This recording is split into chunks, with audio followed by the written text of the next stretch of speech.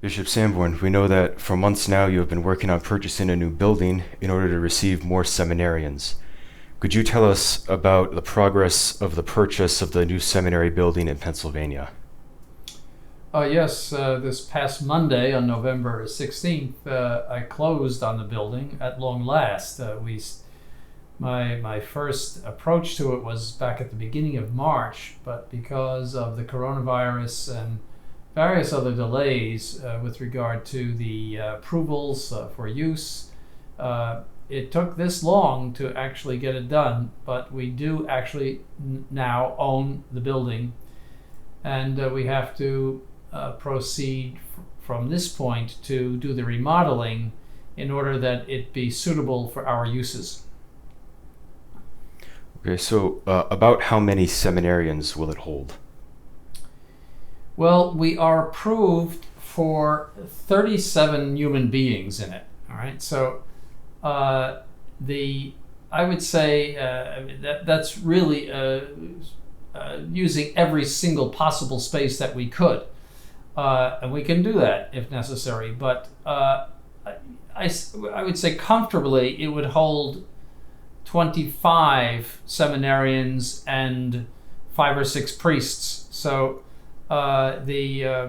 it has plenty of room. That's the main feature about this building, is that it has a lot of rooms and it has a lot of plumbing in it, so that we can make some bathrooms and showers and things that we need of that nature. So that practically doubles our capacity here. Our capacity here is 13 seminarians. So I think that this building will hold us for quite a while. It's what we have to give up is our large chapel here with the tremendous sanctuary and very beautiful chapel and other room that we have here. This building here in Florida was built for a seminary, so we have to look around in this new building for various spaces like classroom spaces and library spaces that were not meant to be in the building, but we're doing that, and there's not a problem. It's just it will be different for us. And then we have to do a lot of remodeling of the kitchen, and we have to do a lot of remodeling of the laundry room as well. So we have to do certain essential things before we can move into the building. So, well, when do you hope to move in, Your Excellency? If everything goes very, very well, and as everyone knows, usually things do not go very, very well, but if everything goes very, very well, I would hope to move during the Easter vacation. At least an initial move. We would not move the entire library, which is 15,000 books, but we would do what I would call an essential move and put the seminarians and the priests up there.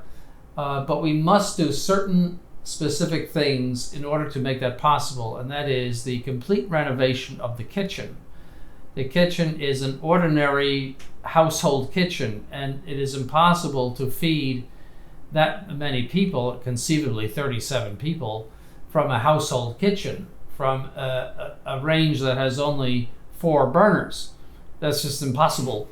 There's a lot of renovation. Also, it has to be approved by the Board of Health in Pennsylvania, because it's a quasi-public building. They would regard it as that, and we're serving a lot of food to a lot of people.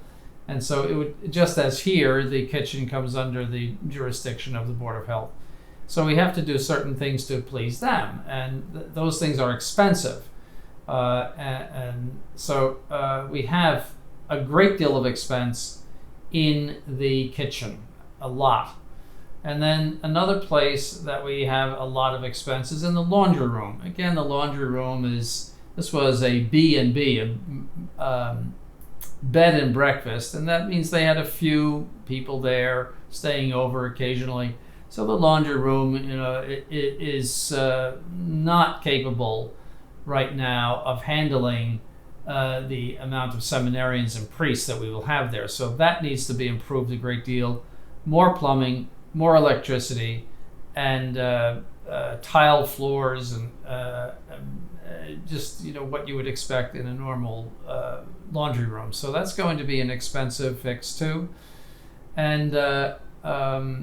And then we have to expand the showers in the living quarters of the seminarians, which involves a good deal of remodeling and also installing of the showers. The plumbing is all there. That's not a problem. But we do have to expand certain things like the capacity for hot water, because the hot water is all used at the same time in the morning or at night. And so there has to be an expansion of the hot water system. And we have to also update the fire alarm system, which will be about $10,000, because I already saw an estimate for it. We have to get the elevator going, because we're subject to ADA. That means handicapped rules, because we're a quasi-public building. So there is an elevator in the building because it once served as an old age home. And so the doors are wide, everything conforms. It's just that we have to get that going.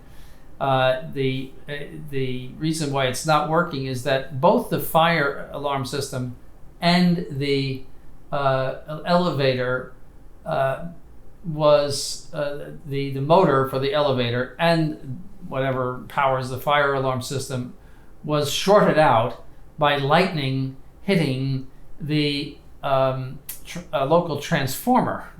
This was about a year ago, and there's been all sorts of questions about who's going to pay for fixing it, etc. So, but we are supposed to get some money actually for fixing the elevator, but that will be another expense. And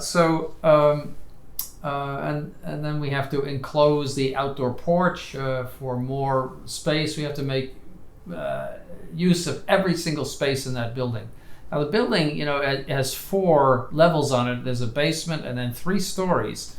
So there's quite a bit of square feet in it, and there's many bathrooms, something like 20 some bathrooms in it, and so it's very suitable.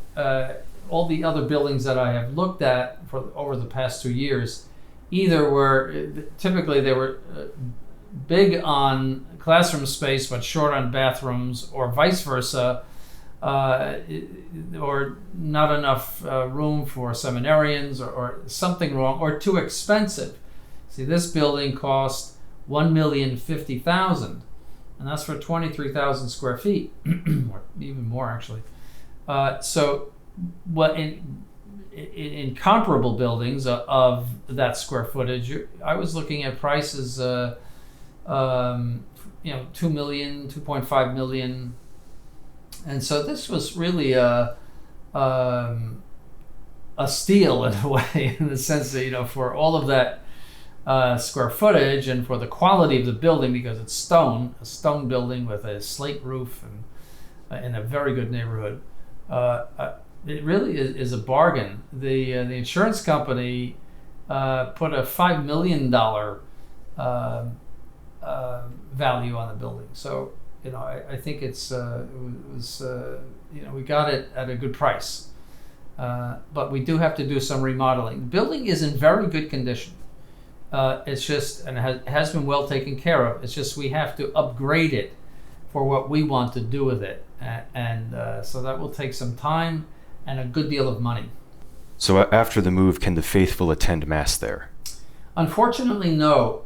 We are not approved for that. The chapel is rather small and will only hold the seminarians and the priests. It's a beautiful room that has solid oak paneling all around it, but it has about a 10-foot ceiling. It's nothing. Here we have about a 25-foot ceiling, and it's meant as a small chapel, and so that's the one of the big drawbacks of the building. But I had to accept that because we need the room for the seminarians. We were facing a crisis as it is. I'm getting 2 more in January, and we will have to house some of these seminarians off campus here. In other words, in someone's home, someone is lending us an empty home that they have, and they will have to live off campus because we are overflowing here.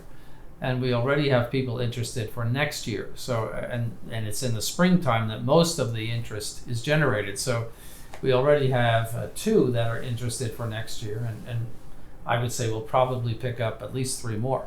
So, so that's actually, we have 3 interested for next year. Excuse me, 4. And I just have to think about all of them. So, yeah, we have a very significant problem. So everything had to be sacrificed for the sake of the rooms for the seminarians. So whatever we have to put up with, we have to put up with. But I do want to buy a church in the area in order to accommodate lay people who might want to come. Already we've had some interest expressed in Pennsylvania. People are, of course, delighted that the seminary is moving to Pennsylvania. And we're not too far from Philadelphia, which is a very Catholic area. We're about an hour from Philadelphia. So we're looking for that. See, what we're going to do is once we're going to sell a property that we have in the city of Brooksville that was and still is our original school and church in this area. We bought it back in 2003. Then we built this seminary and we moved in 2008. And so we're going to sell that I am hoping that will bring in a revenue of about $450,000. I think we paid $395 for it in 2003. So with that money, I hope to buy some sort of church, a church in the area. There's one in downtown Reading that I'm looking at. There's another one over by Allentown that I'm looking at. But churches come up. There's a lot of churches in Pennsylvania. So in time, certainly we will be able to have a place for the people to go to Mass, but this will, again, take time. This is a big move, and we have to go step by step. Now, what will become of the present seminary?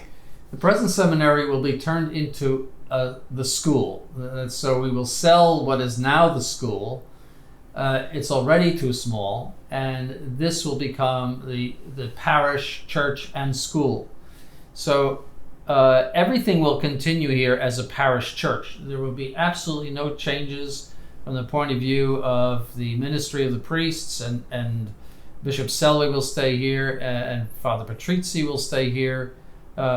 Eventually, Father Patrizzi will be taken to the seminary where he is meant to be because he gives courses, but he will give his seminary courses by Zoom from down here. So he teaches church history and Latin and a few other things. So thanks to Zoom we can do that, but Bishop Selway needs some help, so he will stay here, and with Father Patrizzi everything will proceed as normal. It's just that the seminary will not be here, and a lot of the people are very sad to see the seminary go. The seminary gives the place a certain, I guess, dignity or I don't know, something about it that is reassuring. But again, everything has to be sacrificed in order that we can receive the seminarians who are coming to us. So you have mentioned numerous remodeling projects that have to be done, buying a church. Do you need donations? Yes, we still need donations very much. The purchase of the building pretty much cleaned us out. And so we're facing a lot of renovation, expensive renovation. I can't really put a price on it now, but it's going to be in the hundreds of thousands. And so we're appealing to our people to get this done. In other words, let's get this seminary going, and so that we can say we've done it and move on. So I would ask people to donate as much as they can in order to see this building completed for our use. Thank you very much, Your Excellency. Thank you.